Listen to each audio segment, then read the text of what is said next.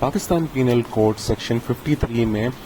10 قسم کی سزائیں بتاتا ہے، اور پاکستان پینل کوڈ کے تحت جو آفینڈرز ہیں انہیں ان سزاؤں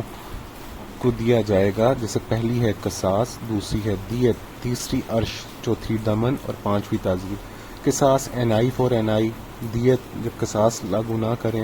تو بلڈ منی جو ہوا ہو، ظلم ہوا ہو، اس کے بدلے میں پیسے، اور عرش اور دمن اسی کی پھر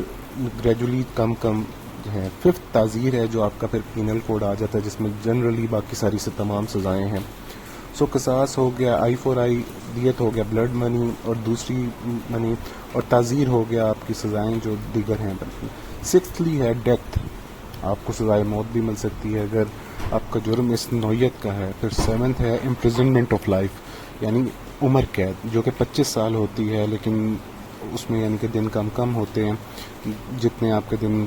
معاف کر دیے جاتے ہیں، تو اس لیے تقریباً وہ 13-14 سال میں پوری ہوتی ہے۔ پھر ایٹتھ ہے امپریزنمنٹ، جو 2 قسم کی ہے، ایک ہے قید بامشقت ریگرس امپریزنمنٹ، دوسری ہے سمپل عام قید، اور نائنتھ ہے فور فیچر آف پراپرٹی، لوگوں کی جائیداد ضبط کر لی جاتی ہے، اور کرکی تو اکثر ہو جاتی ہے جو اشتہاری ہوتے ہیں ان کی، اور یہاں پہ ضبط بھی کر لی۔ 10th ہے فائن، جو کام آپ نے کیا، کچھ لوگ کہتے ہیں کہ it's legal for a price